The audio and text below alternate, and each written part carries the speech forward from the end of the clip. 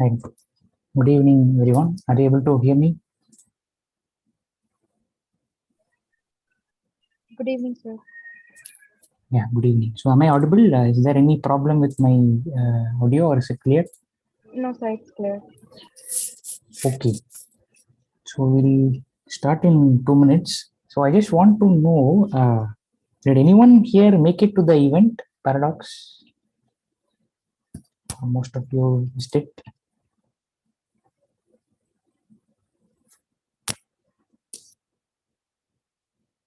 Okay. As most of you here are not present. Anyway.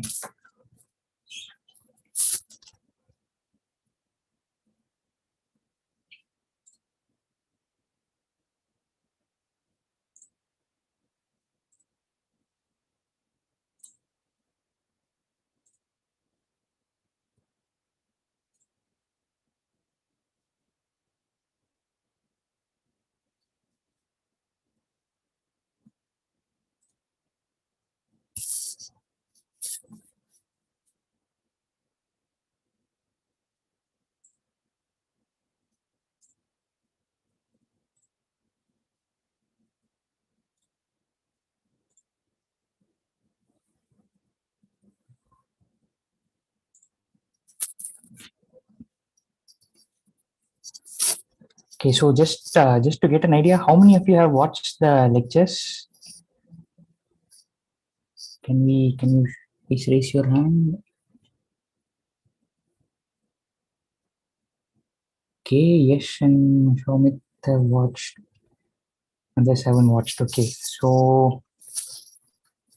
all right. So what we'll typically do is this will be more like a lecture. Okay, so it will. I won't be able to cover the entire week 4 content today. I'm not uh, because of the event that happened the last 3 days. I didn't get much time to prepare for the whole session. So what we'll do is it will be typically 1 hour kind of session, and we'll try to meet again before Saturday, right? So Saturday is the solve with instructor session for weeks 3 and 4 combined.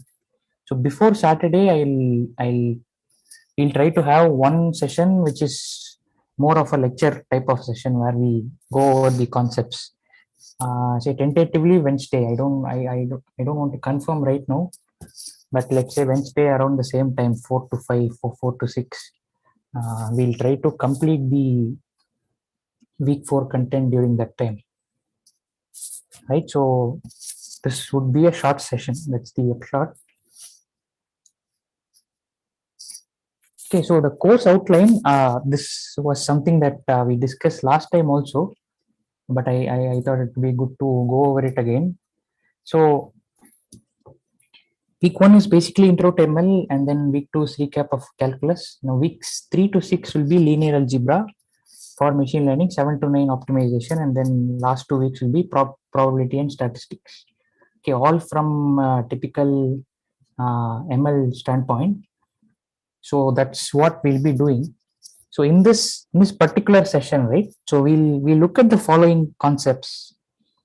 So we'll revisit linear transformations from Max 2, and then we'll try to understand what we mean by eigenvalues and eigenvectors. And then we'll move on to something called the characteristic polynomial, all fancy terms, but not very hard. And then we'll end with computing eigenvectors. Okay, so this is what we'll do in this particular lecture. So what I want to make clear at this stage is that this might seem to have nothing to do with machine learning, and if some of you are feeling that way, then I won't say that you are wrong, but if you want to really know where all this leads to and how it ties with machine learning, you'll have to wait till week 6. Okay, so this is like we are building the plot. So weeks 4 and 5 is all about plot building, and finally we uh, come to the climax in week 6 and try to see why all this eigenvectors and eigenvalues are really needed. Okay, so until that time, I request you to be patient and see where this could actually lead you, right? So this will be pure math. There will be no ML involved, and it's very tough to bring ML in week 4. That will happen only in week 6.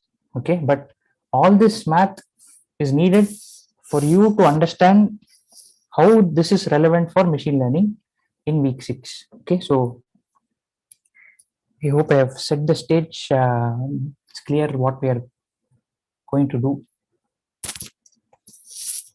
All right, so please stop me at any point if you have any questions, and we can take it from there.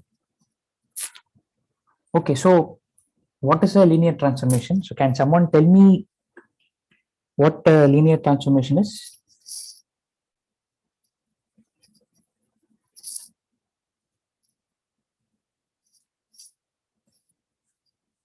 Anyone? Do you remember what you studied in Max 2?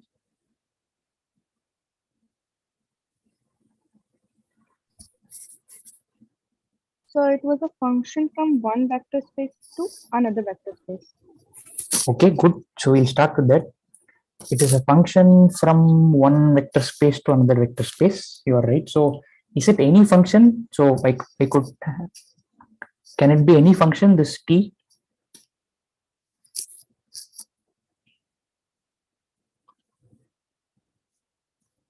Or is it a particular kind of a function?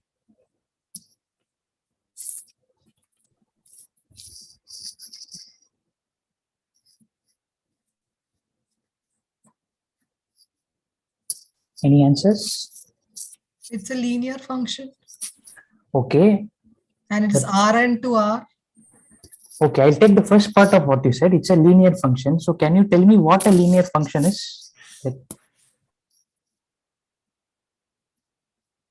That's correct. What you told is correct. But can you elaborate on that part, linear function? First degree functions. Okay, I'll stick with linear functions, but I want to know what do you mean by that linear? Just function, I understand. That is what this is. But is every function from one vector space to another vector space a linear transformation, or? Output varies linearly. That is. Okay, output varies linearly. All right. So I think I'll go with that. But let's try to formalize that notion a bit.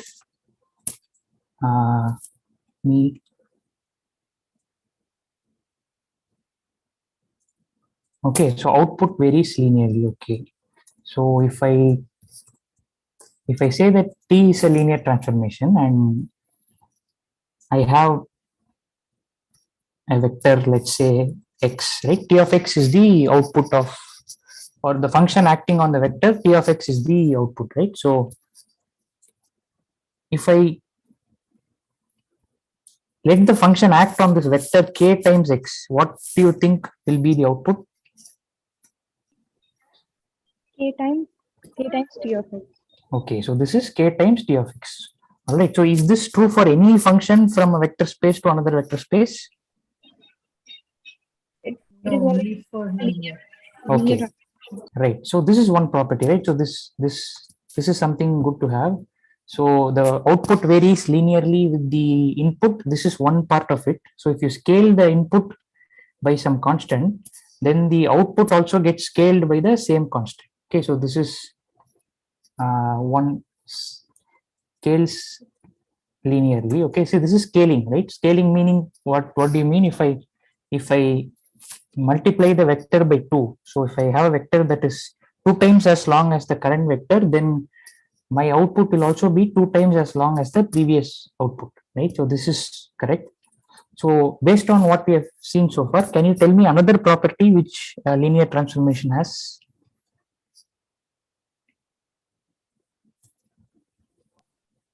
That is t of x plus y equals to tx plus ty.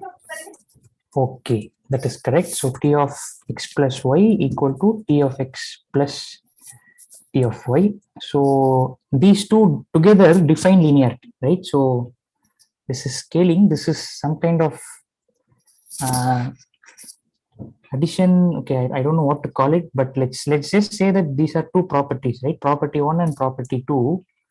If a function, right, if a function t from a vector space V to a vector space W has the following properties for all vectors x and y. Okay, for all vectors x and y in what? Can you tell me what set the vector should belong to? V, right? So, okay, so a function t from a vector space V to a vector space W satisfies the following properties for all vectors x comma y in V. Okay, then we say that T is a linear transformation. Okay, so that is this. I think you have all studied it in Max 2. So we are going to study a little more about linear transformations.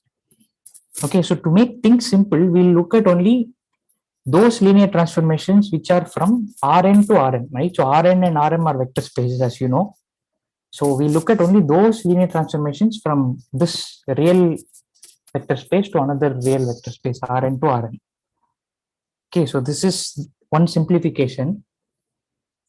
To make our life even more simple, what we'll do is in this lecture we'll study only about those linear transformations that take vectors from R2 to R2. Okay, so n is equal to m for us here.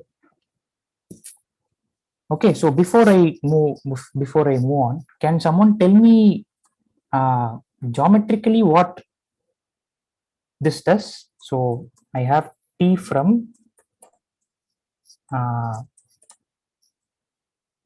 R2 to R2, right? So geometrically, what do you think is happening?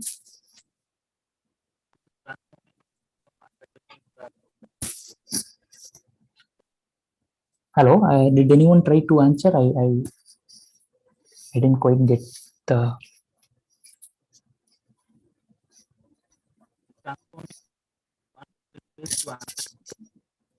I'm sorry, I lost you. I am not able to hear you.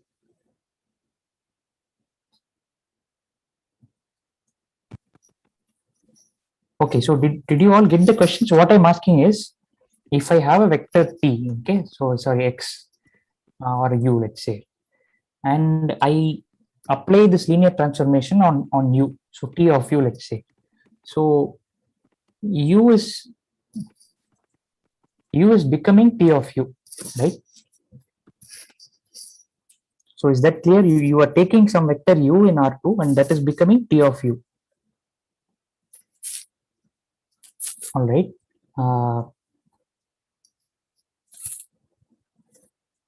Okay, so see, this is important. So if some of you are kind of hesitant about Max 2 concept, right, especially linear transformations, I strongly urge you to go back and revisit either the lectures or the tutorials connected to this particular week. I don't know on which week it comes, but it might be a good idea to revisit these portions.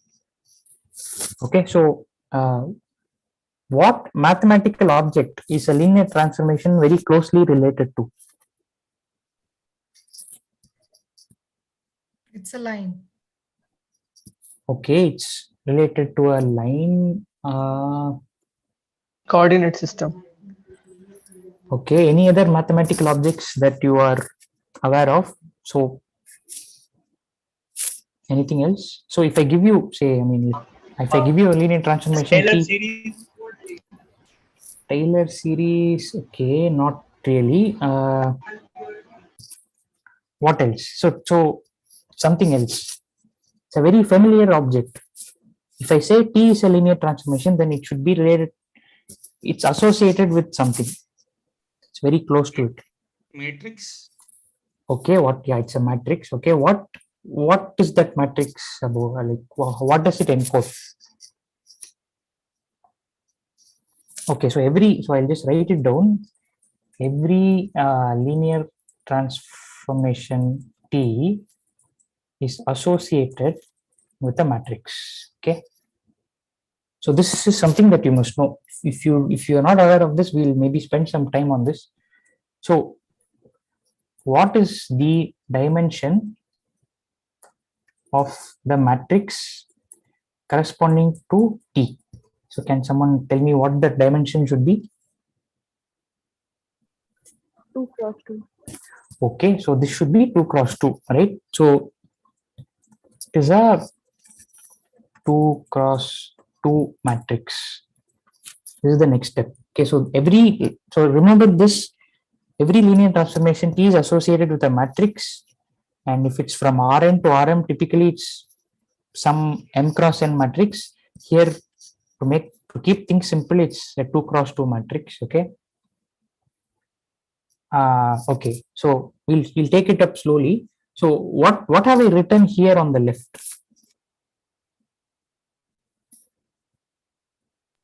Basis of R2. Okay, so this is a basis of R2, right? So does everyone agree with this?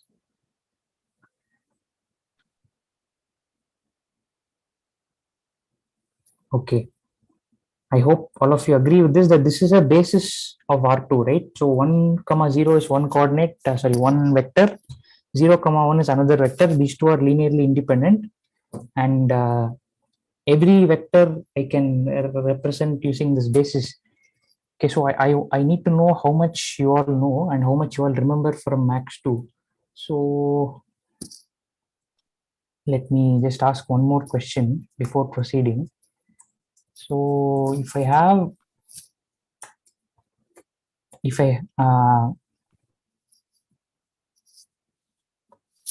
vector 2, 3, right? 2, 2, 3 in R2, and let's call this beta 1 and this beta 2. Okay, so I call the first vector in the basis beta 1, second vector beta 2. How can I write this vector 2, 2, 3 in terms of beta 1 and beta 2? 2 beta times 1, beta 3 1. beta 2. Okay, this is 2 beta 1 plus 3 beta 2. Okay, so if I have any vector xy, I hope you see that it's x times beta 1 plus y times beta 2, right? I hope this is also clear. So we know what a basis is, right? So what we are trying to do is we are trying to apply this transformation, linear transformation, on any vector, right? On any vector. So I do this, I get this.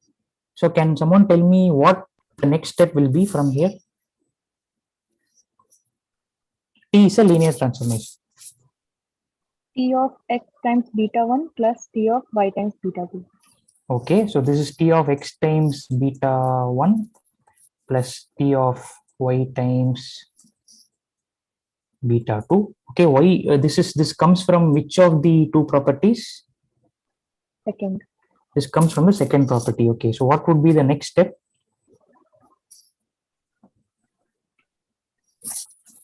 Beta 1 times Tx plus beta 2 times Ty. Okay, beta 1 times Tx plus beta 2 times T of y. Okay, so yeah, only Kushi remembers Max 2. No one else wants to answer. Okay, this comes from which property? First. Okay, this comes from the first. All right. So, is this correct, but or have we made a mistake in this step? Should it be x times transformation of beta 1? Yeah. Okay, so this is a small mistake that we have made. It should be x times, because beta 1 and beta 2 are the vectors, right? So x and y are scalars. So beta 1, beta 2. So this should be y. Okay, so what we end up with is this equation that when a linear transformation, see all this I have been able to do because T is a linear transformation. Okay, so if T you apply it on some vector x comma y, you get x into T of beta 1 plus y into T of beta 2. Okay, so what is the summary? What can you infer from this? What do you infer from the last equation? there's a very good inference that you can draw from this. There is only a change in basis. I wouldn't say there is a change in basis, but it has got something to do with the basis. That is sure. That is for It is sure. a linear transformation of the basis. Okay. Anything else? So It scales the basis. scales the basis. So just okay. So see, T is taking vectors from R2 and putting them back in R2, right? So in some sense, the basis is not disturbed by the transformation, right? So it's like your coordinate axis need not change, right? It's going to remain the same, but you are also correct in a sense. I am looking for a slightly refined answer. Can anyone else think about it? Both have same origin. Both have same. Okay, that is true. Both have the same origin in the sense that okay, if you take the zero vector, then it returns to the origin, right? So that I agree. So the zero vector is not moved because of the transformation. Okay, so maybe I'll refine my question. What if you want to know what the linear transformation does to any vector? Okay, any vector x, y. What all information do you need? What is the minimum information that you need? Direction Okay, direction of what? of a vector. Okay, direction of a vector. All right. Okay, let me assume that you're saying that how much it is in beta 1 direction and how much it is in beta 2 direction. Okay, this x and y are important. That is one thing. What else do you need? The transformation of the basis. Okay, right. So you need to know the only information, or rather very important information that you need to know is that what does the linear transformation do to the basis vectors, right? T of B1 and T of B2. Where does my linear transformation push the basis vectors? So the moment I get this information, I can then determine what it does to any arbitrary vector. All that I need to do is scale the first vector by x, second vector by y, right? So if I want to summarize this, the action of a linear transformation on any vector is is determined by two things, right? By two things. First is the coordinates of that particular vector, right? So I would say x comma y. So this is something specific to the vector that you're talking about, but more importantly, how T transforms the basis vectors. So the moment I have these two aspects, I know what happens to any vector under this transformation T. Okay, so we'll return to this. This may not be clear right now. Okay, so consider a linear transformation T. Okay, I'll show you an image or rather a video, small video or GIF kind of thing, and you tell me what this linear transformation is doing, and then we'll come back to this matrix corresponding to the transformation. Okay, so can you tell me what this linear transformation is doing? Scaling. Okay, it is scaling the vectors by what magnitude? 2. Okay, right. So let me go back to this and also to this equation. So T of beta 1, right? T of 1 comma 0. Beta 1, remember, is 1 comma 0. So T of beta 1 becomes what? It becomes 2 comma 0. So notice this.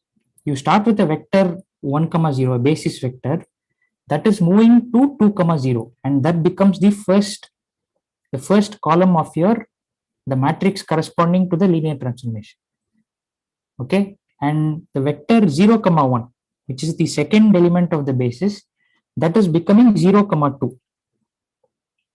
Okay, so 0, 1 is being transformed to 0, 2. This is what we have written down here. So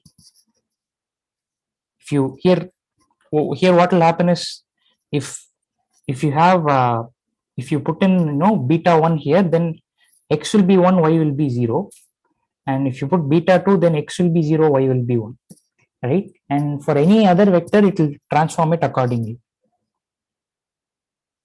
Okay, so is this image clear, what we are trying to do?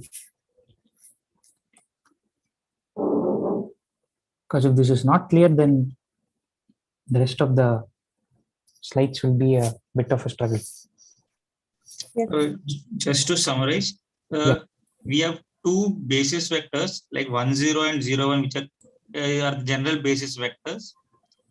When we apply a transformation, let us say to even one vector called the 1, 0 vector, that is being scaled. That is what is happening. That is being scaled linearly. Again, the other basis vector is also being scaled, and we are again taking the new basis, and that is what we have now. And we take the rest of the entire vectors in R2 space and do the same similarly and move their basis. Okay. Yeah, so I am a bit hesitant to say that the basis gets transformed. See, because okay, so T of beta 1 and T of beta 2, in this case, that is also a basis. So for example, in this, for the case of this matrix 2, 0, 0, 2, right, you can see that T of beta 1, right, comma T of beta 2 is also a basis. It so happens that here that is also a basis for R2, but in general that may not be the case, right? So the way I understand it is, try to see what the linear transformation does to your basis vectors. Where do they end up, right? In this case, they end up at 2, 0 and 0, 2 respectively. And then if you want to know what it does to some vector, let's say 3, 2, then you do 3 times this new vector plus 2 times this new vector, right? It's a linear combination of wherever your basis vectors have been moved to. So they have been moved to this new location. Now all that you need to do is multiply the first thing by x and second thing by y and add them together. Okay, so maybe this will become clear if we take one more example.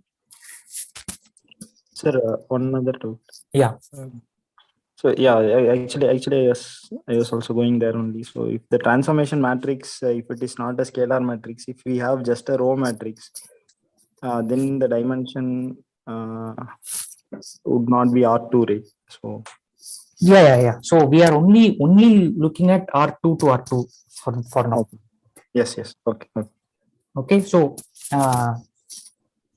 yeah. So see, can someone visualize what's happening here? Even before I go to the next slide, you have 1, 0, right? So 1, 0 is being pushed to 0, 1, and 0, 1 is being pushed to -1, 0. Rotation. Okay, this is rotation. You are right. So rotation by what amount? 90 degree, I think, anti-clockwise. Okay, that's right. Okay, so 1, 0 is going to 0, 1. So you see 1, 0 has gone to 0, 1. Likewise, 0, so 0, 1, right? The other basis vector, that red color one, that goes to -1, 0.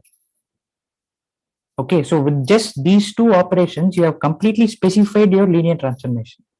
Because for any other vector, you just need to take a linear combination of these two new vectors, right? It will be x times 0, 1 plus y times -1, 0. So I want the buy-in from all of you at this stage. Is this clear? Or if it's not clear, you can stop me or raise your hands if it's not clear. Can we take just one example, one small example in R2? and show that the original any vector in R2 is just a linear combination of the bases, and Oh. afterwards also it is a linear combination of the transformed bases.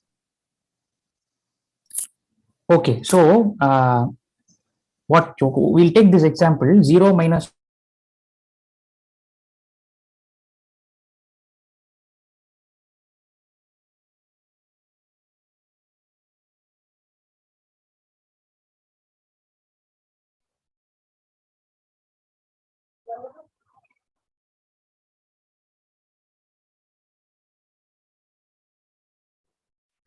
So you're not audible.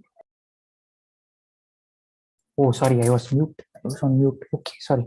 Yeah, we'll take this example of A, the rotation matrix, right? And let's say we'll take 2, 1 as the vector on which we want to operate. Okay, so the what is let's also explicitly write beta 1 and beta 2, so that is also clear. The basis that we are looking at is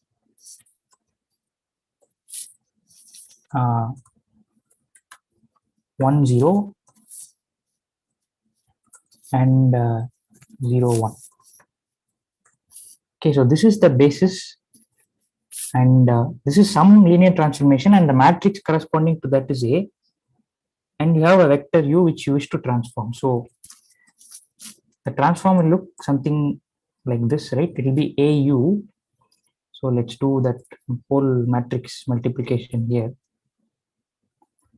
rather matrix vector multiplication. So what will this be? Can someone tell me what this would be? Okay, 2 so cross 1. 2 cross, is it 2 cross 1? So okay, so the way I want to write this is as follows. Okay, so there is a reason I'm going to write it this way.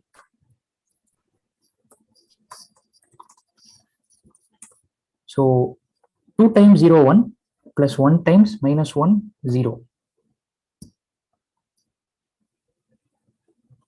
Okay, so till this stage is the computation clear? I hope there are no problems with the computational part. So you have a basis beta, you have a linear transformation that maps the first basis vector to 0 1 and the second basis vector to 2 1. Okay, so now you are asking the question, what does it do to any vector, say any random vector, let's say 2 1? It maps it to 2 times x times this 0 1 plus 1 times minus 1 0, right?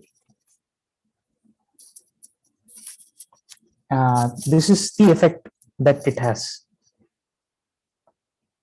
Is it clear now? See, 0 1 is what? 0 1 is this new vector here, minus 1 0 is this new red vector here, the transformed vectors.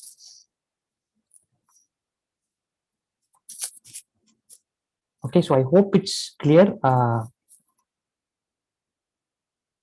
If not, we'll please move on, right? So see, okay, so someone has asked about, is the basis changing? See, the basis doesn't change, right? The basis, if you remember, is just a set of linearly independent vectors. The basis is not going to move anywhere.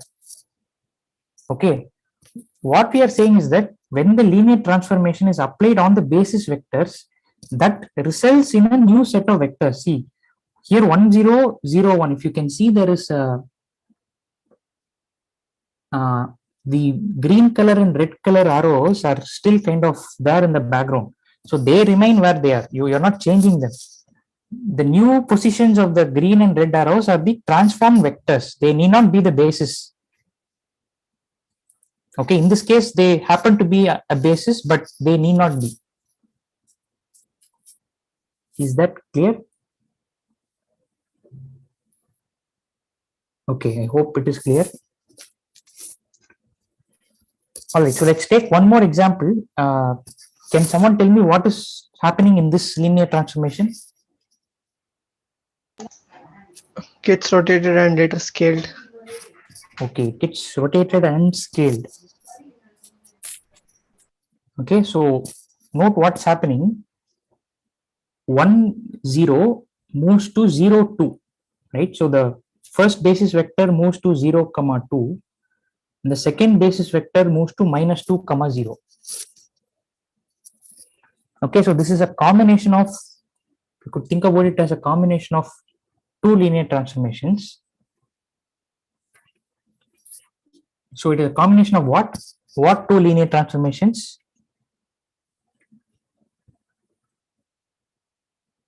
Anyone? Scaling and rotation. Okay, scaling and rotation. So can you tell me the matrix corresponding to these two? So the matrix corresponding to the scaling part and the matrix corresponding to the rotation part. Scaling will be 2 0 and 0 2. No, where 1 0 and 0 1, now it will become 2 0 and 0 2. Rotation, it will become 0 1 minus 1 and 0. Okay, right. So it is, yeah, it's exactly what you told. It's a composition meaning you just put them together, right? So of the two transformations, the first one is scaling 2 0 0 2 because we are scaling it by 2 times the original length. And the other one is the rotation matrix, which we just saw, 0 minus 1 1 0, right? Remember that this 0 minus 1 1 0 was responsible for the rotation. 2 0 0 2 was responsible for the scaling.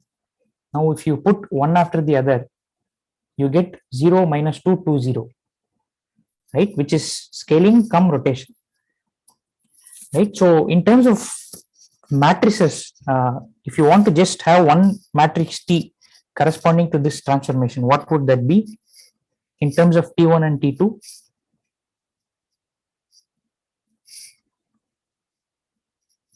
Did you get my question?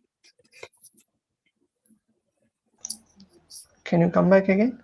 So far what we have seen is every transformation has some matrix corresponding to it, right? So for example, this rotation had this matrix 0 minus 1 1 0.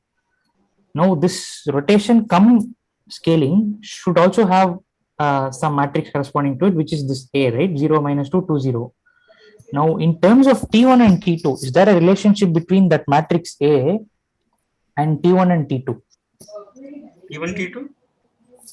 Yeah. T2 Right? into T1? Yeah. Okay, so some of you told me T2, T1, and some of you told me T1, T2. In this case, does it matter or? Yes, sir. Okay, so do you think this order matters in this case? Yes, sir, because T1, T2 is not equal to T2, T1. Okay, so in general, I agree. So in general, yeah, but in this case, In this it is specific okay. case. Okay. right. Yeah, so that's a good point. So in general, please note that T1, T2 is not equal to T2, T1. But in this case, if you think about it intuitively, right, I can either rotate and then scale, or I could scale and then rotate. So both ways are acceptable. I mean, that's what our geometric intuition suggests, right? So we get away here, but in general, we can't do that. Okay, so what is this? This is technical term is that this is composition of functions, right? T1 of T2. First you do T2, then you do T1, or you do T2 of T1. That is the same as matrix multiplication. Okay, so this is where matrix multiplication comes from, right? So all that gory formula that we have for the matrix product, it has its sound basis in composition of two transformations. Okay, so anyway, let's take one final example. So here this 1 comma 0 is being pushed to 2 comma 1, and the other basis vector is being transformed to 1 comma 2. Right, so this is neither rotation nor scaling. This is some kind of a shear. Okay, so that's what is happening. So that let me just spend let me just ask a few more questions at this stage. So if you have a square, right, if you have a unit square, after the before the transformation you have a unit square, right? Every point on the square is a vector. I hope you see that every point on the square is a vector. Now what happens to that unit square after the transformation? It's moved. Okay, it moves, but it moves into what configuration? Parallelogram. Right. So it becomes a parallelogram. If you notice, at least from the figure, it's quite clear that a square becomes a parallelogram. Now, let's just extend this, and so some of you are confused. So see here also the vectors that Is it moving? Sorry. Is it moving or is it just scaling? I mean the points are still the same, so I don't see it moving. So the can you see the blue color lines here? Yeah, they transform into a parallelogram, that I understand. Right. But what is meant by moving? I didn't understand. So are you saying that? About origin. Yeah. So I meant the transformation only. So they get transformed into a parallelogram. Okay, sir. Right. So that is what I meant. So a few things to note here. The origin, I think this was something we also looked at the beginning. The origin remains fixed. It doesn't move. It gets pushed to itself, right? So it doesn't get changed at all. Now, can you imagine what would happen when these two vectors, the newly transformed vectors, right? Whatever your basis is getting pushed to two new vectors. Now, can you imagine a scenario when this parallelogram becomes close, like very squished, right? You keep squishing the parallelogram. Do you see what would happen in that case? Would become a R1. Correct. So what would that be? I mean, as a geometric object, what would it become? It would be a straight line. Straight lines. Right. So it would become a straight line, right? So I hope you can imagine that maybe I could have added that example here. I'll add it after the session. So when would that happen? So let's say this is 0, 1 is being pushed to 2, 1. So what should what should the red color vector, where should it get pushed to so that it becomes a line? Both should be pushed to the same point. Right. So both should be pushed to the same point. That's a good. Or at least in a way. 1, 1. Right. Or at least a scaled version of that, right? Yes. So let's say it is 2, 1. I say that this is getting pushed to 2, 1, and this is getting pushed to 2, 1 as well, just to keep things simple. So then, do you notice that the basis vectors are getting pushed to the same vector, right? So I can no longer say that, if I call this T, I can no longer say that T of beta 1 and T of beta 2 form a basis, right? So they don't need to form a basis for R2. So that's a point that I want to clarify. Okay, so few more questions here. What is the range space or the column space of A? You remember we studied column space in week 3. R2. Okay, can you justify why it should be R2? I didn't do the calculation, but I think it basically every point in the R2 can be represented using this 2 column vectors. Okay, so did everyone get this? See, because these are all important things, and unless we catch hold of these points, things are going to.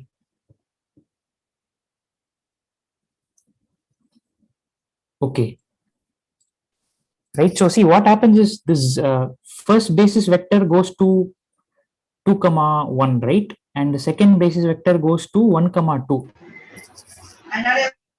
Right. So these two new vectors are still linearly independent. Okay. So they are still linearly independent, and therefore the column space of the matrix A is nothing but a linear combination of these two vectors, right? These two newly formed vectors. So that still spans R2. Okay, so I hope all this is clear. If not, you can stop me. Which brings us to eigenvectors. This is what the whole week is about. So, trust me, these eigenvectors will make an appearance in weeks 4, 5, 6. Okay, so you have to become acquainted with them. You have to befriend them and make sure that you know them really well. Okay, so that is what we'll be looking at. So let's take this general 2 by 2 matrix or transformation T. Okay, let's see what T is doing. So the red color and green color still correspond to the basis vectors. So if you notice, the 1 0, the first basis vector is being pushed to 3 0. Okay, and the second basis vector, which is 0 1, is being pushed to 1 2. So this red and green, I think, should be clear to you by now. What's happening to them? But see something curious that's happening with this vector -1, 1. Okay, so I want someone who has not done linear algebra before to try and answer this. So if you already know the answer, if you have already studied eigenvectors, please don't answer this question. Someone who has never heard the term before, can you tell me what is curious about this particular vector -1, 1?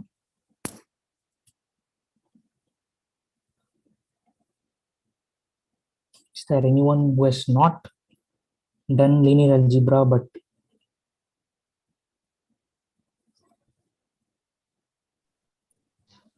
not changes direction, remain in the same direction? okay, right? So what is happening is that it started out in this direction, right? At this white color line, if you see it, it has a 45-degree, not 45-degree, I think 135-degree slope, right? So it has some 135-degree slope, and the vector, the purple color vector, starts out in that direction, and after the transformation also it is in the same direction, right? Nothing is happening to its direction. It's only getting scaled, but it's getting scaled along the same direction by the matrix A. Okay, so algebraically, what is this? Let U is -1, 1. Okay, -1, 1, and after I apply T on it, so T, remember, is this 3102, right? So if you do the math, you will see that TU becomes -2, 2. So what is -2, 2 in terms of U?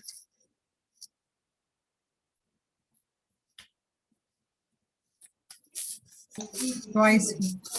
Okay, it is 2 times U, right? So you start with the vector U and you apply this matrix or this transformation on the vector U. After the transformation, what happens to the vector? It is still pointing in the direction of U. Remember that if you have a vector U and if you have, say, 10 times that vector, they both are still pointing in the same direction. But it is scaled, right? So it started off as U, it has become twice U. So to see that, notice that starting off at this and then it's becoming 2 times its original version. Okay, so this is one scenario that you have. Now let's look at another scenario where you start with the vector 1, 1, same transformation or same matrix. You start with 1, 1, but you end up with 4, 2, right? So here the slope is, the direction is 45-degree line, okay, 45-degree slope, but then you end up with something else. Okay, so this case is U is 1, 1, TU is 4, 2. So can I say that U is some, say, lambda times U? Can I say that? No, sir. No, sir. You can't say that, right? So I cannot say that this is a scaled version of the original vector U. This is second scenario, right? So I want you all to know, understand that every But it can be a lambda that makes that combination, right? It can be a lambda times, but something, but it cannot be U, right? It can be some other vector V. Okay, you're saying 1, 1, 1 cannot be the vector. Right. So you cannot scale this. So the after transformation, if you want it to be a scaled version of the original vector, it's impossible. Right? Okay, sir. Got it.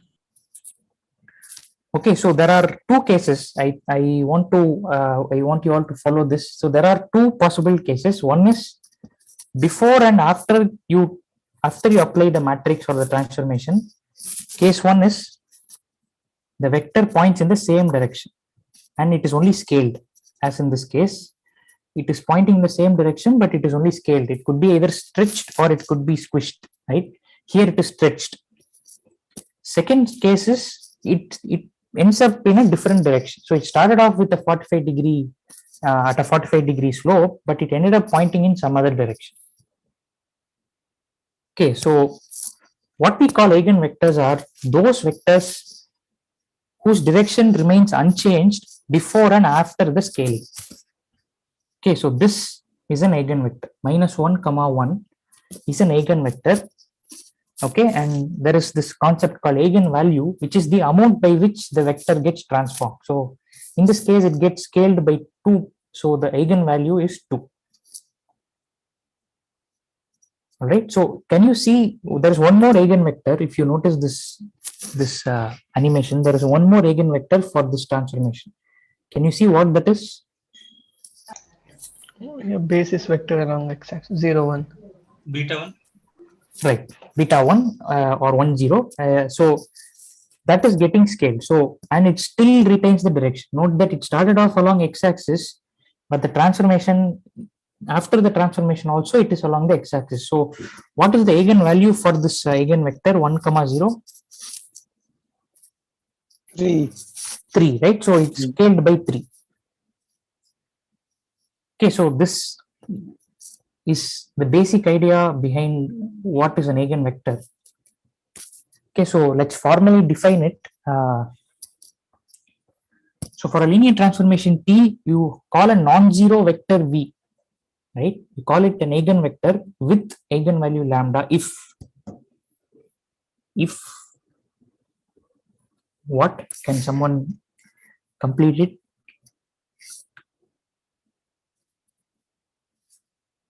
If there exists a vector where t is equals to v equal to lambda, something like that. Right. So the right hand side is you have the vector v. On the left hand side is you have the transform vector v. So what you're saying is that after the transformation, the resulting vector after the transformation is a scaled version of the original vector. Okay, so t times v. So t of v equal to lambda times v. So for the example that we have seen so far, this case, right, t times u is equal to lambda times u. So here u is -1, 1 and lambda is 2. If you took the basis vector, it would be t times 1, 0 equal to 3 times 1, 0. So there lambda will be 3. So can we say that let's assume this is a vector space, what we are representing. If it's a vector space, the planes will not change. I mean, is that what you're trying to say? So what I am trying to say is that if so this is a vector space, right? R2 is a vector space. What I am saying is that there might be some vectors in this vector space, okay, for which the linear transformation doesn't disturb the direction of those vectors. So if you okay, got it. So the vector space will be the same for these two. I mean, any vector can be the same vector space, but these two have the same directions. May what come, whatever you do, the eigenvectors are a pair. I mean, the set of vectors that will have the same direction as the original vector. Yeah, so they will have the same vector before and after the transformation.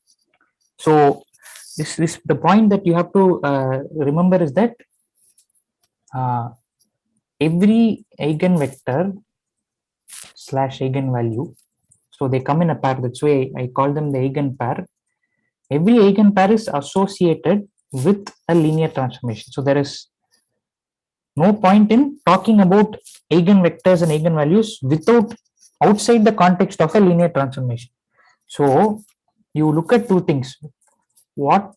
So for a vector to qualify as an eigenvector, right? For a vector to qualify as an eigenvector, you look at two things.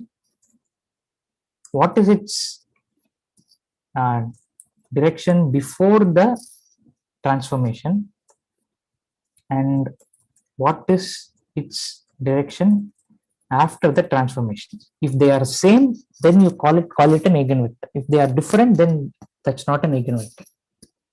But is this applicable only for R2 to R2, right? As in, or is it applicable? I mean, Okay, no. It's applicable for any linear transformation. So it can be, so T can be this arbitrary linear transformation from V to W, and you take up any vector U in V and you apply this, it will work. So I have taken R2 to R2 because it's easy to demonstrate what is happening, but it is true for any linear transformation, right? So for example, let's say, I mean, you could think about this for other kinds of transformations as well, say from R3 to R3, but it should be from V to V, right? So that's what I'm asking. So it cannot have different. Correct. Yeah. So yeah, that's a good point. So okay, let me just qualify it. Every eigenpair associated with a linear transformation T from a vector space V to V, right? Then you can talk about all these things. So it's from a vector space to itself. That is the transformation we are concerned with. Okay, sir. All right. So that is the basic idea of. Now, why is this useful? Why do we need this in machine learning? We need this. So I mean, that's all I can say now, but it will become clear why we need this. Sir, one small doubt, sir. Yeah. Sir, if I am having a vector, say like 2, 2, okay, and if I transform that and I am getting -2, -2, then can I call that eigenvector or should I not, sir? Okay, so this is again, yeah. See, I realize that this can be confusing. When you talk about eigenvector and eigenvalue, you must always remember that it makes sense only for a given matrix, right? So see, you can see the definition, right? For a linear transformation T, we begin with that, right? You are giving me some linear transformation T, then I have the right to talk about eigenvectors and eigenvalues.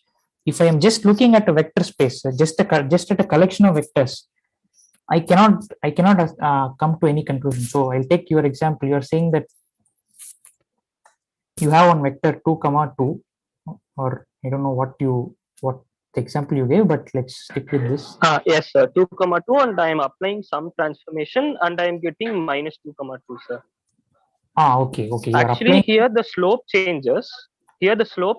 But I can have a lambda which is -1, which quantifies this thing, sir. How? But the slope changes. How? Okay. So no, yeah, you're right. The slope changes, but can you tell me how you can find a lambda? So you need to find a lambda such that this is equal to. Sorry, I need to. Yeah.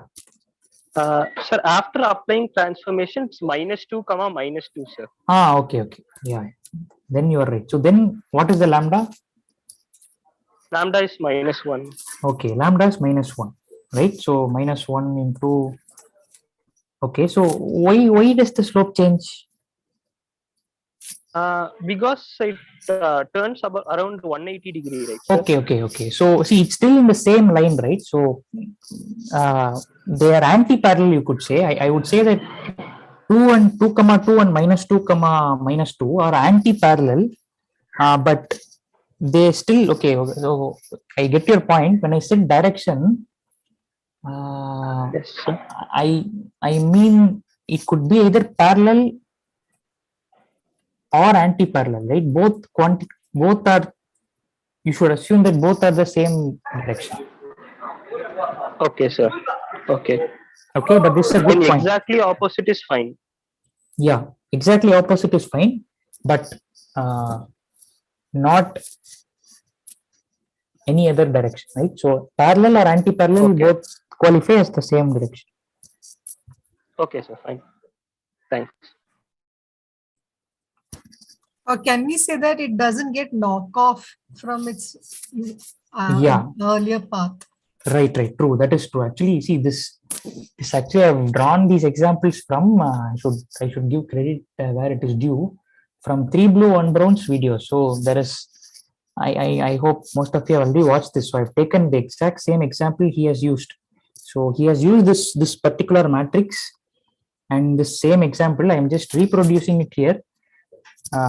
So this is the term he uses. So eigenvectors are those which do not get knocked off from their parent direction, right? Whereas the other vectors which are not eigenvectors get knocked off from their original parent direction, right? If you think about parent and child as original vector and the vector after transformation, then yeah, okay, you could call it that way. All right, so I hope this is clear. So this is the definition, right? So proper definition. Lambda could be negative. So as Manish mentioned that if it's negative, then it is anti-parallel to V. If not, if lambda is positive, it is parallel to V. Okay. So is there any part of the definition which you find a bit troublesome here, or which is something you find you're uncomfortable with? Is there any such? I mean, I find certain things, that one part of the definition a bit cloudy, right? I don't know why that is there. Do you also think that way? Non-zero vector, is it? Yeah, this non-zero vector, I mean, from where did it come? So why should I care about the vector being non-zero? I mean, transformation in any zero vector will be itself, right? Yeah, that's a good point. In any transformation, the zero vector is, in any linear transformation, zero vector is going to be mapped to itself. That's a good point. So what is going to get tricky there? If that is the case, then what is going to be kind of undefined? Okay, so actually you gave the answer. Direction. I mean, that point will never change whatever you do. So right, everything will go with respect to that. Everything else will change. I mean, its original and later position, but that will always remain at the same space. Right. Okay, so what is this? Okay. Yeah. So okay, just to complete this part, see, lambda comma v is called an eigenpair of T, right? So always they come in pairs. You cannot separate the eigenvalue from the eigenvector. They are inseparable. So that together they form a pair. So we never talk of them as separate. I mean, they are separate things, but never try to separate the two. They always should go together. Okay, so this is an example that we have been looking at. 3102 matrix. 2 and minus 1 comma 1 are that's one eigenpair. 3 and 1 comma 0. Right? You can go back to the, if you go back to the video, sorry, the animation. Where is that one? So 1 comma 0 and minus 1 comma 1 are the two eigenvectors with eigenvalues 3 and 2. Right? So that is what we have written here. 3 and 2 eigenvalues, 1 0 minus 1 1. Okay, so that's an example. Yeah, so this is what we were discussing, right? Why should it be non-zero? So if you apply a linear transformation T on a zero vector, and you call it lambda times 0, then what is lambda? Can you give me a single lambda for this?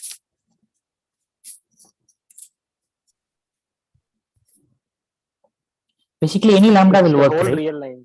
Right, and any lambda will work, right? So any real lambda will work. So there is no concept. I cannot clearly.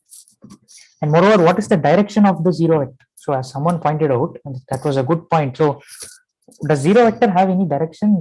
Can I define something like a direction for the origin? At least I don't see any point in doing that. So that is why eigenvector should be non-zero. Okay, so eigenvector should be non-zero. Now, if you go back to the definition for a matrix T, a non-zero vector V is called an eigenvector with this eigenvalue lambda if the result of transformation is a scaled version of the input. Okay, so this is where we are. So let's just take a small 2 to 3 minutes break and let's reconvene. I hope that's fine with you all. Okay. Yes, sir. Yes, sir.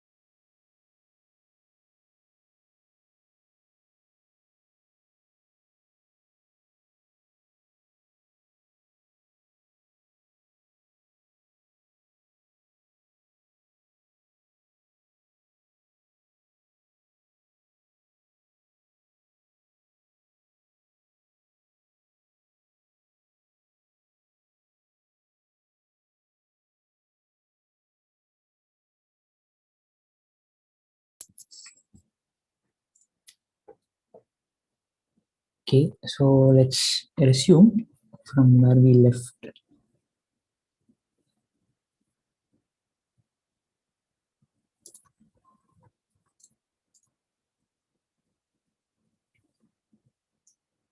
Okay, so now that we know what eigenvectors are, and eigenvalues are,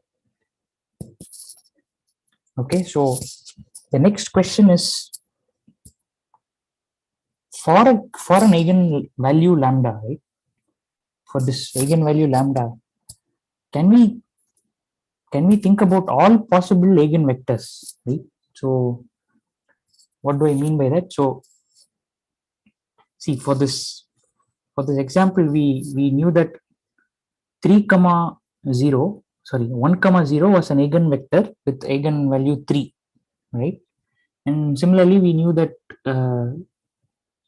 minus 1 comma 1 is another eigenvalue, sorry, another eigenvector with eigenvalue 2. It's getting scaled by 2 times its original value. So are these the only vectors with eigenvalue 2? Let's take up this particular case. Or are there other eigenvectors which have the same eigenvalue?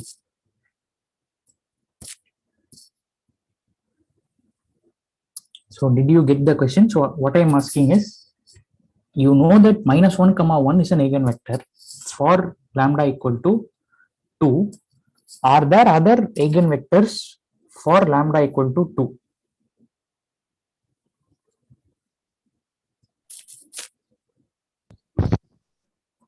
For that particular matrix T. Right. So it's a unique, I think. Okay, so you are saying that minus 1 comma 1 is the only eigenvector for lambda equal to 2. Is that correct? Anything falling in that line will have a same eigenvalue, I guess. I mean, whichever is going through that minus 1 comma 1, that whole line. Okay. Okay, right. So let's formalize that idea. Beta 1 also would be there, right? In this case. Beta 1 would also be, but not for lambda equal to 2, but it would be for lambda equal to 3. Okay. Right? Yeah. Okay, so let's formalize that. So who has been answering so far, right? Can I get your name? Srajan. Srajan, right? Okay. So yeah, thanks. So whatever Srajan mentioned, will be formalizing that any vector on that same line, right? The same line with that 135-degree slope. Roughly, we can think about it as k times minus 1 comma 1, right? Minus k comma k. Okay. So let's see what happens to k times u, this particular vector. So what would be the next step from here? If t is a linear transformation, what can I do? T times ku will become? K times tu. It will become k times tu. Okay. After this, what do you know? What is u? Eigenvector.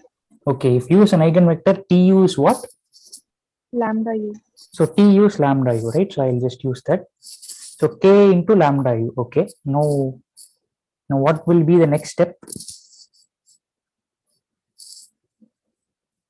Lambda to k.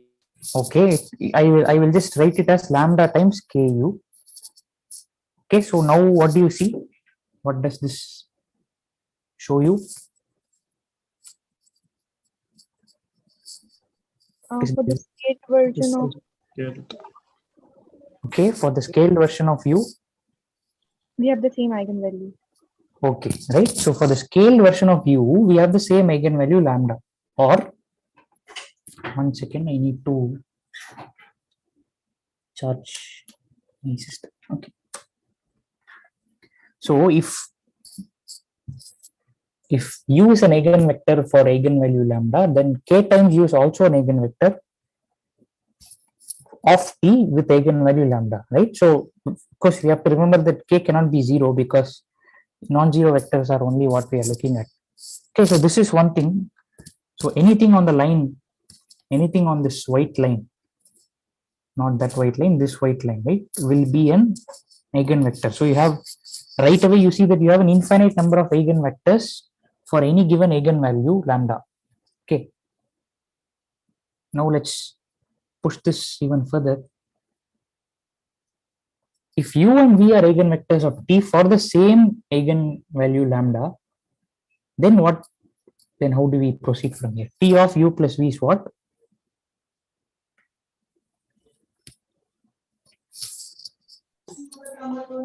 U plus v. T of u plus v is what? Sorry? Lambda, okay. Lambda u into whatever I mean product of the lambda value and eigenvalue of the particular vector and the vector itself.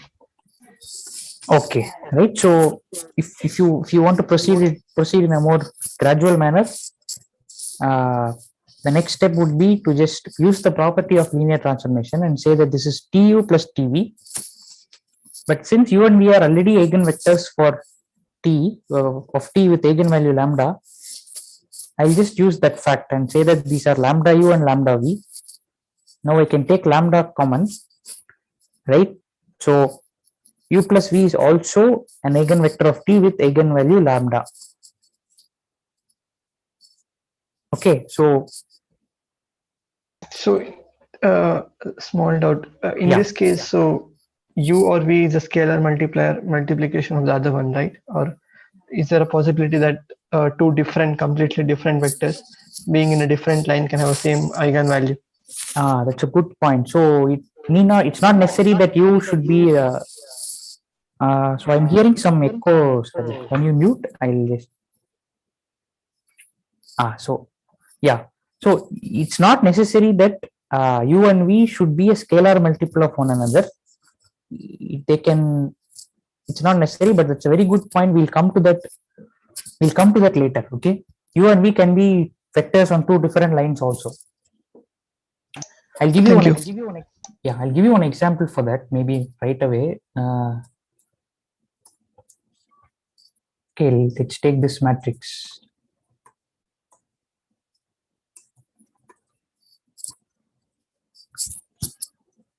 Okay, so if you have, all of you have been following this so far, can you tell me what eigenvalues does this matrix have? What eigenvalues does it have? 1, I guess. Okay, 1 is an eigenvalue. I mean, every point remains same, right? If we do this, nothing changes. Right. So 1 is an eigenvalue and every vector is an eigenvector. Correct? All vectors in R2. Yes. Okay, so this is the answer to your question, that for a given eigenvalue, is it necessary that two vectors should be linear, should be a scaled version of the other? It's not necessary, right? So the two vectors need not lie on the same line. That is not needed. Thank you. Okay, so what have we done so far? We have made two observations. If u is an eigenvector, then k times u is also an eigenvector. If u and v are eigenvectors, then u plus v is also an eigenvector. Of course, all of this with respect to lambda.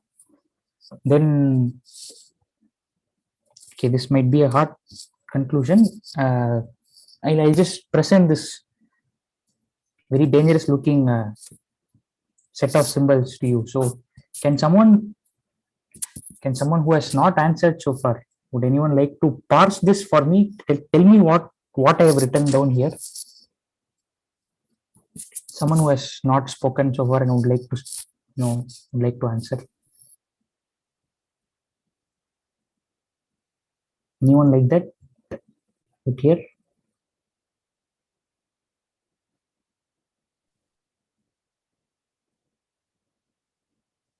Okay, so anyone who is okay. I mean, okay. Now it's open to anyone. So whoever wants to answer can answer. I need someone to tell me what this E is. It is just all u such that tu equals to lambda u. Okay, it is the set of all u's such that tu equal to lambda u. Okay, a little more. No, this is too abstract. So something that is more direct. Set of all eigenvalues. Yeah. U Sorry? is the eigenvector. Whole span of all the eigenvectors. Okay. So I got one answer, which is that it is the span of all eigenvectors. Linear is equal to lambda. It is a space which contains all the eigenvectors of transformation. Okay, Manish is saying it is the space of all the eigenvectors of T. Is that correct? Yes, sir, of a particular transformation. Okay, slightly. It's more or less there, but little more. With the lambda as an eigen value. Right. That is the complete input. Right. So E is what? E is the space of all eigenvectors of T with eigenvalue lambda. Right. That is what E is. Okay. So unfortunately in maths this precision is needed, otherwise we may go wrong. So okay, so I'm going to add some more details. You can say that E is a set, right? E is the set.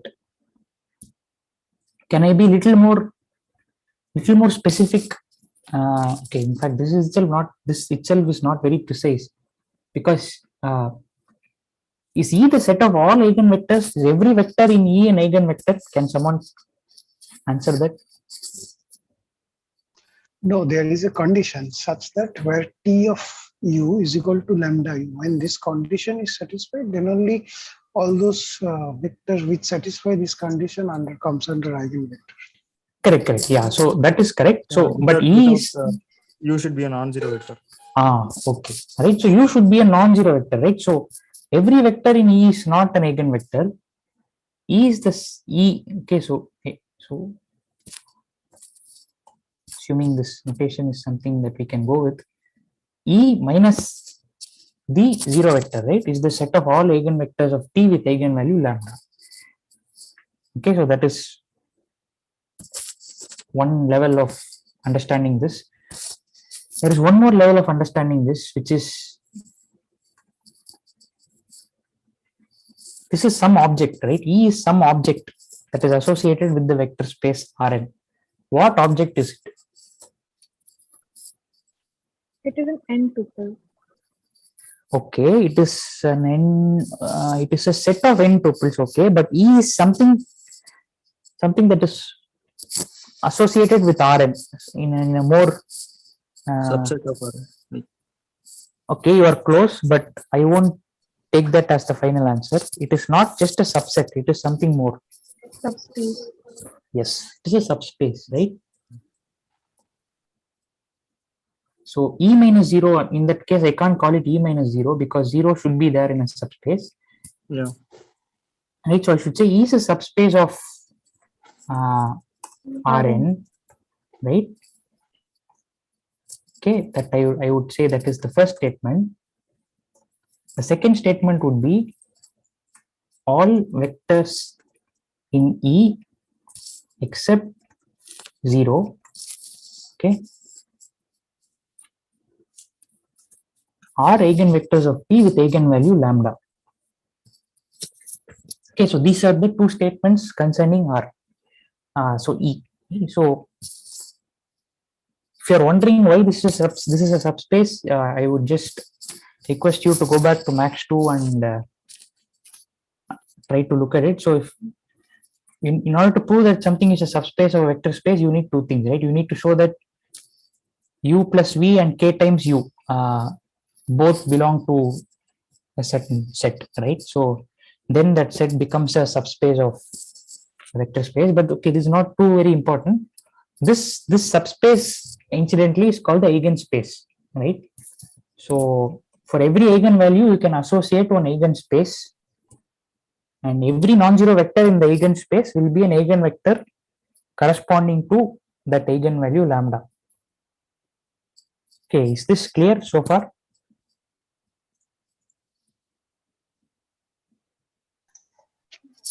Yeah. Okay.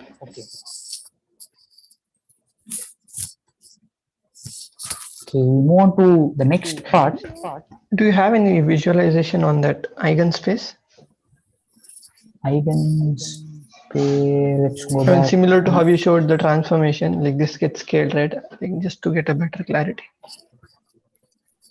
Okay. See, can you mute? There is some echo. Yeah. So see, only visualization that you can pick up from here is that this line, right? This white color line, 135-degree line, and the x-axis are both eigenspaces. Okay, the eigenspace corresponding to lambda equal to 2 is this 135-degree line. The eigenspace corresponding to lambda equal to 3 is this x-axis.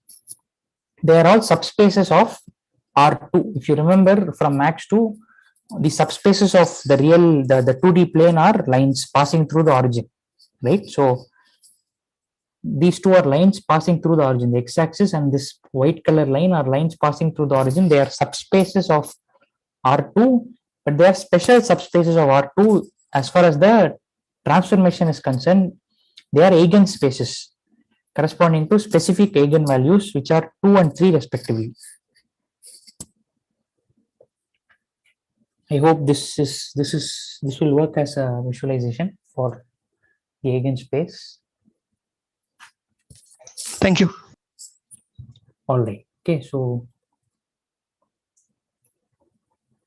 moving on, the most relevant question from the exam standpoint is this. So how do we find the eigenvalues? If you have a matrix A, so how do you find the eigenvalues in the first place? Okay, so this is what we'll try to answer. So assume that you already have an eigenvector x for the eigenvalue lambda. Okay, you already have an eigenvector x which has eigenvalue lambda. Then we know that this equation is applicable, ax equal to lambda x. So I just moved from T to A. Just remember that A is some n cross n matrix or 2 cross 2 matrix. X is some vector with 2 components. Okay. What I do next is I just rewrite x as I times x. I is the identity matrix. Okay, so if you multiply the identity matrix and the vector, you just get the same vector back, right? So this is a harmless operation to do. And then I just subtract this lambda I times x from both the sides, so that I end up with an equation like this. What's one question? Yeah. The first line, ax equal to lambda x, prior to multiplication of this identity matrix, this is a much needed operation. Otherwise, matrix vector is in left hand side, and before multiply this identity matrix, this lambda is just a representative of a scalar. So right hand side is just a scalar into vector. Left hand side is also a vector, right? So in fact, this vector equal to vector. So left hand side is a vector is equal to vector, but left hand side is a matrix into vector multiplication. The right hand side, that is a scalar into vector. Right. But that also after that is a vector. It's only correct. Yeah. So maybe to that step could have been elaborated a bit or like completed this way. So ax equal to lambda x, you begin with that, and then you pre-multiply with identity matrix on both the sides, right? So when you do that pre-multiplication, I times a is just a, so you get ax still, and lambda times ix. So here what you do, you don't say that ix equal to x. Ix is equal to x, we know that, but for certain reasons we retain this particular ax. Is that your question? yeah, okay. I don't know. It's okay. Go ahead. Yeah. Okay, so you now bring this to the other side, and you notice that you have a matrix here, you have another matrix here. Both are being multiplied with a vector x.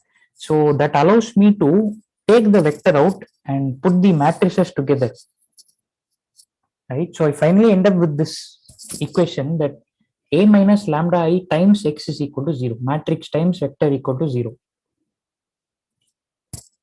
Okay, are these 4 steps clear?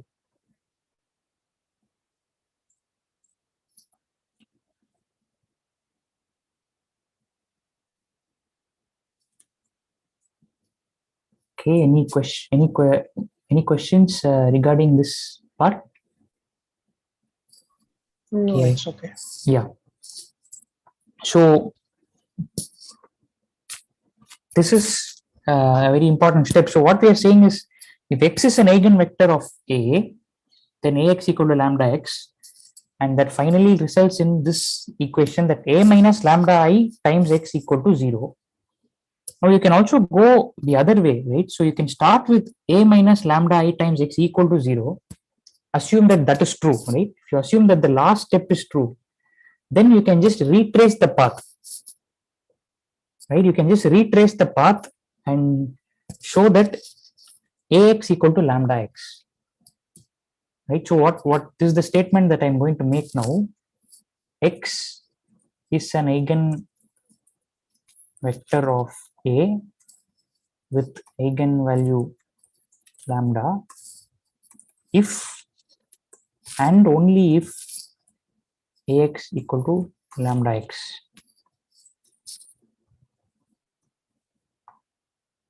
Okay, so this is what we have arrived at. So sorry, sir. This is simple. This we already know.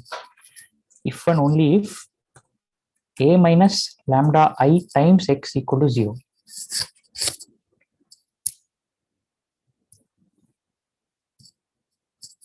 Do we agree on this? Yes. Okay, so if you agree on this, then the next step is see where this leads us. So if x is an eigenvector with eigenvalue lambda, then a minus lambda I times x is equal to 0, which is what we saw. Then x is in the null space of a minus lambda I. Remember that we studied null space in the previous week. So a vector is in the null space of a matrix if that matrix times the vector equal to 0, right? So null space is nothing but set of all vectors which are pushed to 0 by the linear transformation or the matrix. So if x is in the null space of a minus lambda I, okay, so then I can say that the linear transformation corresponding to this is not 1-to-1. Can someone tell me how I made this jump from this step to this step? Then the determinant of this e minus lambda I has to be 0 to become solution. Okay, that's the next step, right? So I want you to tell me why, if you have understood till this part, how did I make the transition from here to here, bullet 3 to bullet 4?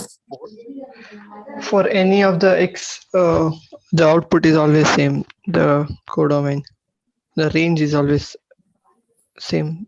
Maybe because of that. Okay. X is an eigenvector. For zero vector also, it's going to point to the zero vectors. Like for example, if I take zero vector instead of x, if I substitute zero vector in place of x, then I'm going to get the zero vector as the answer, sir. So it's not 1-to-1. Right, you are right. So there are multiple vectors that are mapped to the same value, right? Or rather, there are multiple points in the domain, or at least there are 2 points in the domain. One is x is non-zero, right? So there is one non-zero vector which is mapped to 0. There is 0 vector which is anywhere mapped to 0, right? So a minus lambda I as a function, if you think about it as a function, is not 1-to-1. And if a function is not 1-to-1, then what can you say about its inverse? Not invertible. It is not invertible. Okay, if it is not invertible, then the matrix is what? What does it make the matrix? Singular. It's a singular matrix. And what is the property of a singular matrix? One important property. Determinant is 0. 0. So the determinant is 0. Okay, so it's like so much. So finally, you will be using only this bullet in your exam, but you are responsible for all the other bullets also. So you must know how you get here. If anyone has questions about how we reached from this place to this place, please let me know. We can discuss. If not, I'll move on. Okay, moving on. So we'll come to this part, right? Why is this slide title characteristic polynomial is something we'll come to it in a while. So let's first do an example. So if we ended up with this equation, right? So yeah, before we move on, so can someone tell me what is special about what we have done so far.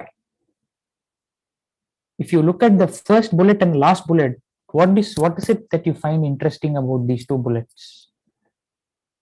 Bullet points. Can find out eigenvalues directly if we know the transformation matrix. Right. Okay, so that is correct, right? So you, in the first part, you started off with some eigenvector, right, with eigenvalue lambda, and finally you end up with one equation which does not include the eigenvector at all.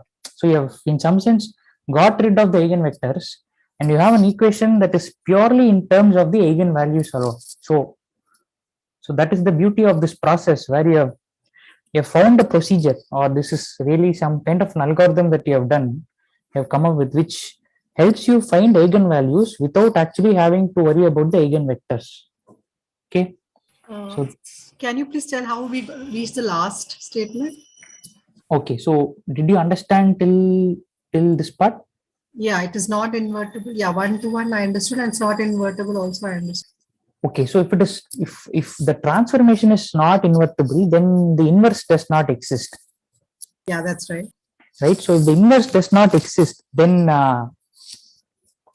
x cannot be 0, only a minus. Is that?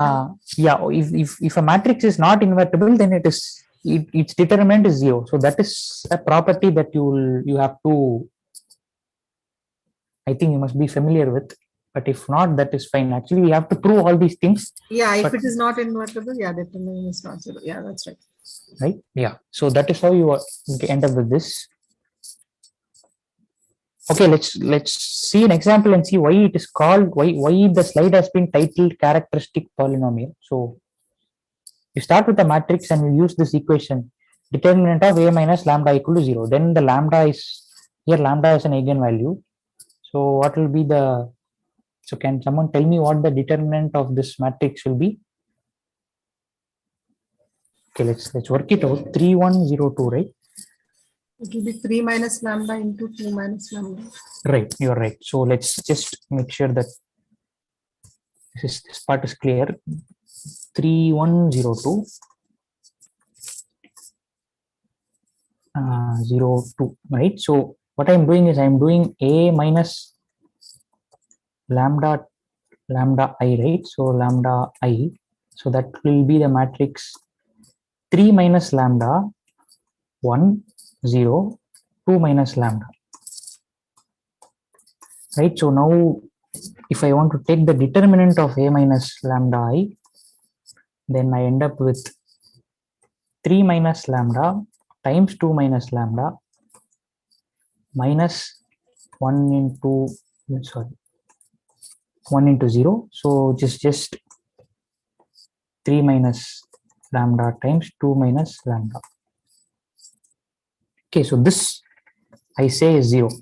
Okay, if lambda is an eigenvalue of a, then this equation should be true. Okay, so that's what we do here. 3 minus lambda into 2 minus lambda 0. So the eigenvalues are going to be 2 and 3. Okay, so we have not touched upon the eigenvectors at all. We have directly been able to find out the eigenvalues of the matrix A. And this that you have here, what is the object on the left of this equality here? What mathematical object is it?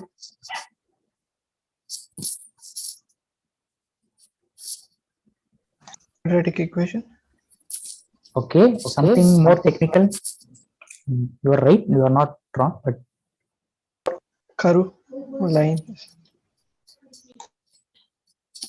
okay. A parable, like. Okay, these are all correct answers. I am not saying they are wrong, but what if you work with a 3 by 3 matrix? Then what kind of an object will you get on the left hand side? Cubic equation. Okay, what about an nth degrees in n by n? N by n. Okay. So, polynomial. Right. So that is what we call this characteristic polynomial, right? So whenever you set a minus lambda, a determinant of a minus lambda equal to 0, what you get on the left hand side is a polynomial in lambda, right? And that polynomial is called a characteristic polynomial. Okay, so typically a minus lambda I determinant of that, if you can think about it as some degree n polynomial which has these n values. So what are lambda 1 and lambda n? What are they called?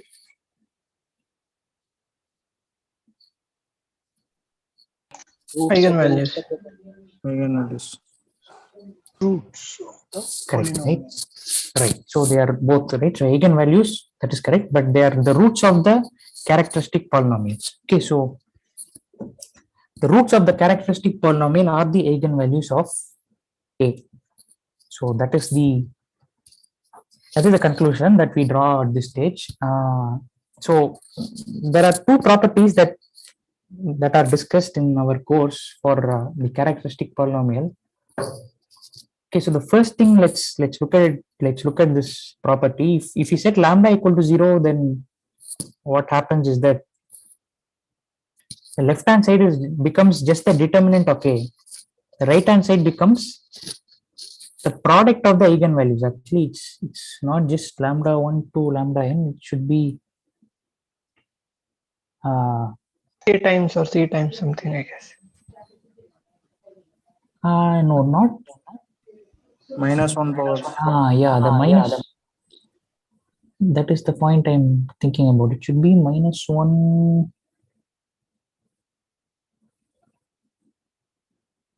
Okay, why is it? Okay, so this is something I'll have to. So just I'll clarify this in discourse.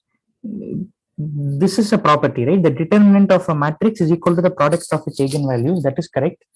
But the way I have written it, right, you will get minus 1 power n lambda 1 to lambda n, which is not the case. So the determinant is equal to the product.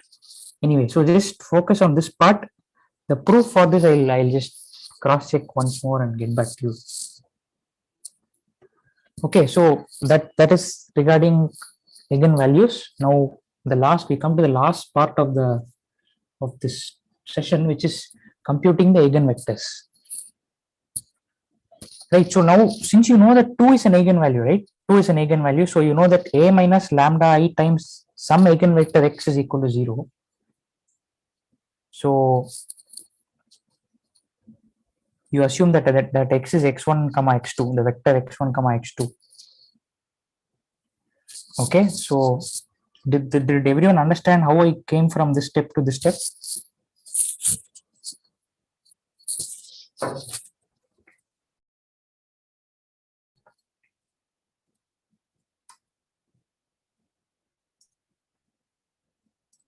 Any confusions at this stage? No. Okay, so what we are doing is we are just subtracting 2 times the identity matrix from A, right? So that is how we end up with this step. From this, it follows that x1 plus x2 is 0. So can someone tell me one eigenvector for this eigenvalue of 2? 1 minus 1. 1 minus 1. Yes, you are right. Unfortunately, I removed that part. Yeah, 1 minus 1 is one eigenvector. You could also have minus 1 comma 1, right? So these are all eigenvectors corresponding to eigenvalue 2, right? So this is just another point that you have to know, that if lambda comma v is an eigenpair, then v belongs to the null space of A minus lambda I. I hope you are able to see why this is true. Anyone not able to see this part or having any confusion with this point? Okay, I hope not. Okay, yeah, so returning back to this point, minus 1 comma 1 is an eigenvector with eigenvalue of 2. Right, so let's quickly look at a few special examples of matrices and their eigenvalues and eigenvectors. So for a diagonal matrix D, right, all other entries are 0. Lambda 1 to lambda n are they could also be 0, but they are the ones we are interested in. So can you tell me what the eigenvalues are?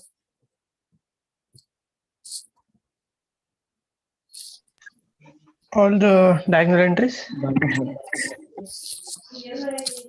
Right. Okay, so all the diagonal entries are going to be the eigenvalues of a diagonal matrix. Now, if you want to see why that is true, let's just do it for a simple 2 by 2 matrix alone. So this is lambda 1 0, this is lambda 2 0, sorry, this is 0 lambda 2. Okay, so this is, I call this D, and I take the determinant of D. I get, sorry, I don't take the determinant of D. If you want to find the eigenvalues, I need to do determinant of D minus lambda I, which is nothing but, okay, let me just write the matrix D minus lambda I. It will be lambda 1 minus lambda 0, 0.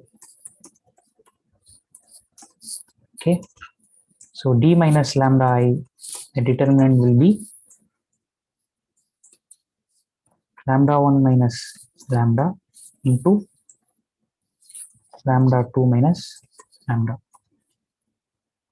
Okay, so if you set the characteristic polynomial to 0, then you see the roots are lambda 1 and lambda 2.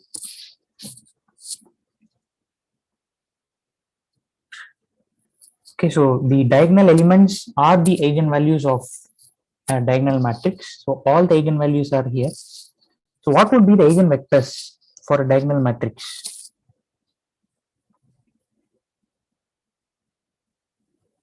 For lambda 1, what will be the eigenvectors?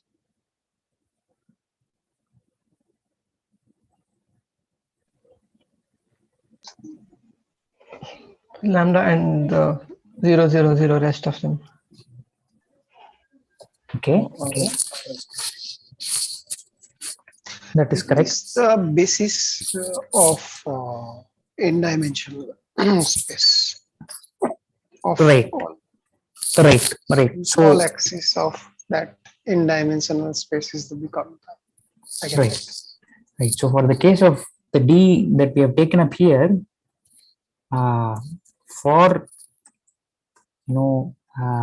lambda 1, right? So for lambda 1, you can see that 1 comma 0, right? So 1 comma 0 is an eigenvector. Are you able to see that? D into 1 comma 0 will give you lambda 1 comma 0. Likewise, for lambda 2, 0 comma 1 will be an eigenvector. Okay, so 1 comma 0 and 0 comma 1 are what? The basis vectors, right? So typically you will realize that if you have an n by n matrix, then the standard basis, right, beta equal to E1 to En, each one will have lambda I as the corresponding eigenvalue.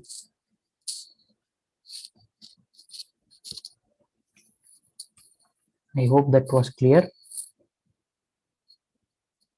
So the next is identity. Identity we already saw. It's a special case of the diagonal matrix. All vectors are eigenvectors corresponding to eigenvalue 1. Because Ix equal to x, Ix equal to lambda times x, but lambda is equal to 1. So this is true for every x, right? So every non-zero vector in Rn or R2 is going to be an eigenvector with eigenvalue 1.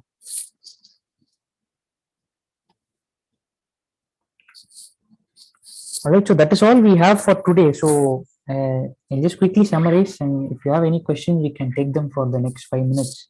So we started off with understanding what linear transformations are. They give you, so linear transformations are essentially functions from vector spaces to one vector space to another, but they are linear maps. So T of u plus v is T of u plus T of v, and T of k times u is k times T of u. So this scaling and this addition are preserved. So we also looked at the importance of what a linear transformation does to the basis vectors and how it helps us understand this linear transformation. So every transformation is associated with a matrix. Okay, so that is something we saw. Then we looked at eigenvectors and eigenvalues. Eigenvectors are nothing but those vectors whose direction is preserved before and after the transformation, and the eigenvalue is the amount by which this vector is scaled. If it is stretched, then the eigenvalue is greater than 1 in magnitude. If it is squished, then it is a fraction. Okay, parallel and anti-parallel are both the same, right? So in some sense, as far as direction is concerned. So we also looked at an algorithm to find the eigenvalues of a matrix. We call that the characteristic polynomial. So we just solve for this determinant of a minus lambda I equal to 0. And when it comes to computing the eigenvectors, what we do is we first find the eigenvalue, specific eigenvalue, let's say like 2. Then we find determinant of, so we want a minus 2 times I into x, some eigenvector x equal to 0. And then we solve for x. Okay, so that's pretty much what I had to discuss today.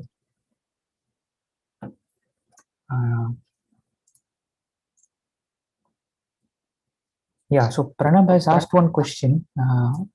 Why are we studying linear transformations and eigenpairs in the context of ML? So this is something I addressed in the beginning of the session.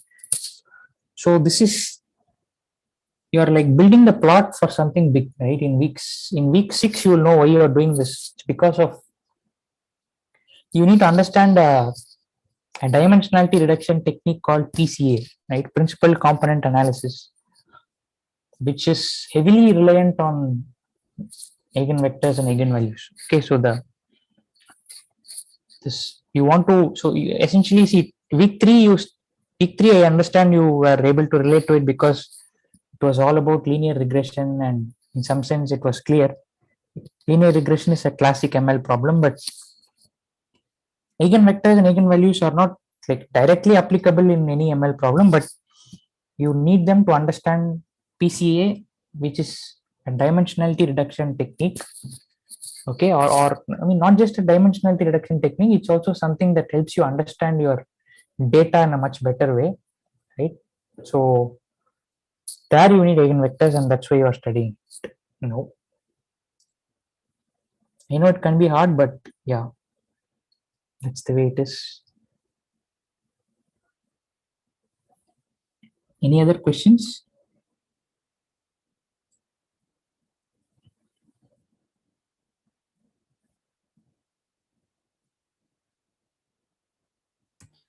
I had a question regarding week 3. Is it okay to ask? Yeah. Yeah, this is regarding the least square. Okay. I mean, in the this is given in the video. Sir has explained that when you take the least square, suppose a vector is given, which is like 1, 1, 2, and if you want to find out the theta dash and theta double dash for the least square, we do Gaussian elimination. For that, what we do is we add one column with 1, 1, 1. Right. So I didn't understand why that is done. Okay, so that is done because just a second, I need to pull up the right site. Yeah.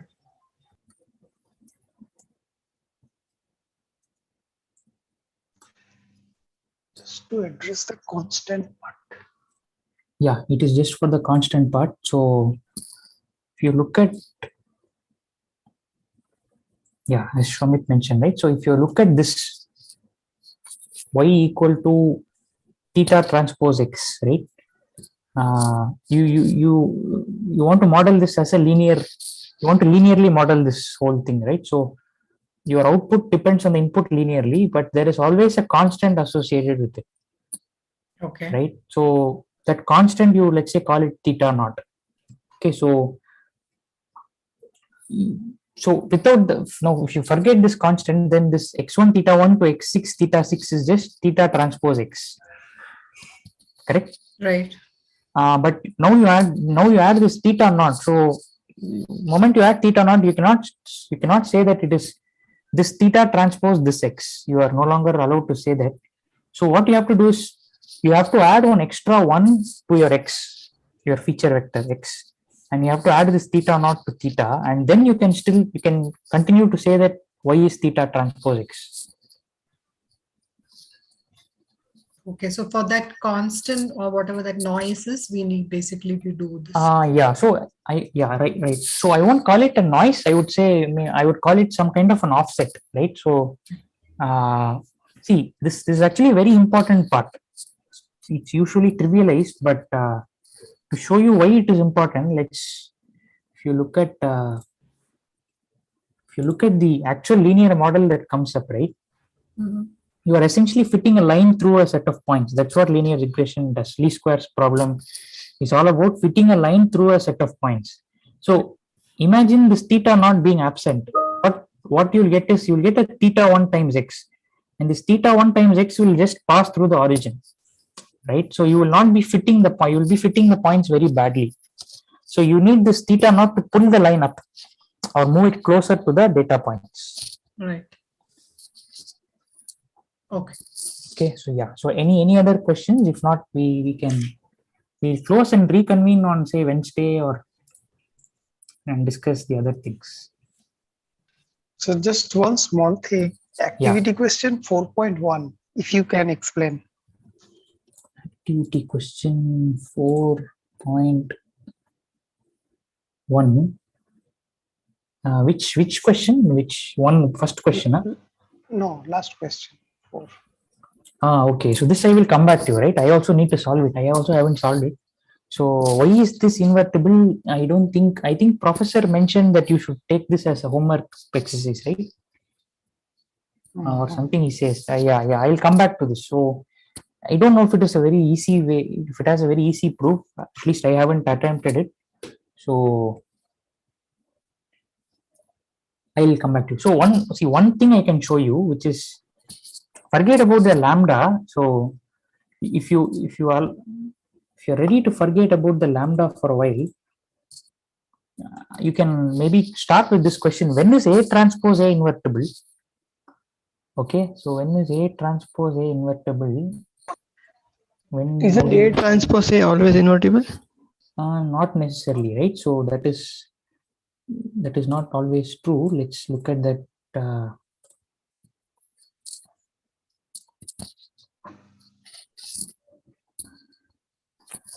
So this is something I skipped last time because I felt it was too heavy. I skipped it last time. Okay, when is X transpose X invertible? Like, I'll just quickly. So assume X is A, right? So X is A here. X is some m by n matrix. So X transpose X will be n by n square matrix, right? So it's a square matrix. It is also symmetric. Okay, so these are two properties. So do you know that the null space of X and null space of X transpose X are the same? Do you know this? Yes. You know this, right? Okay, so maybe I can skip the proof, but I'll quickly go through this. So those who want to know why this is true, you can refer to the slides. Okay, but the important point is that X and X transpose X have the same null space. So now we asked the question, when is X transpose X invertible, right? So if X has rank n, okay, so m by n matrix X, then X transpose X is invertible. Do you know the proof for this? So come again, sir. So if the rank of X is n, then I can surely say that X transpose X is invertible. Meaning, so see, typically your matrix X will have more rows than columns, right? Rows are the number of training examples, columns are the features, right? So typically you will have a lot of training examples. So m will be greater than n. So when I say rank of X is equal to n, what I mean is that the matrix X has linearly independent columns. Yeah. Okay, so X has linearly independent columns. So its rank is n. So if rank of X is n, then the nullity of X is 0, right? Is that okay? Yeah. If nullity of X is 0, then nullity of X transpose X is also 0. Yeah. If nullity of X transpose X is 0, then rank of X transpose X is n. Okay, so X transpose X is an n by n matrix, right? So it has full rank, therefore it is invertible. Okay, so this is the proof. So this is the proof for when X transpose X is invertible. Now I think the question is asking us, is stating this stronger claim, not stronger, a different claim, that x transpose x plus lambda times I is always invertible. Why is that true?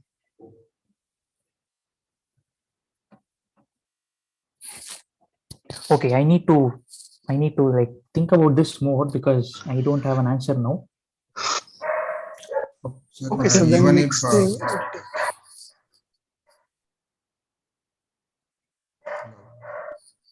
I was saying even if the x transpose x is 0, then lambda plus I is not going to be 0. So matrix it is always invertible, sir.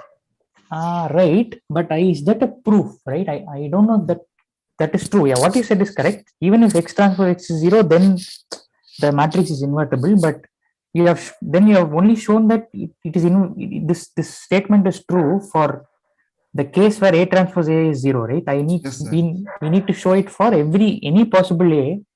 This statement is always true. So I will get back to you, Shamit, on this.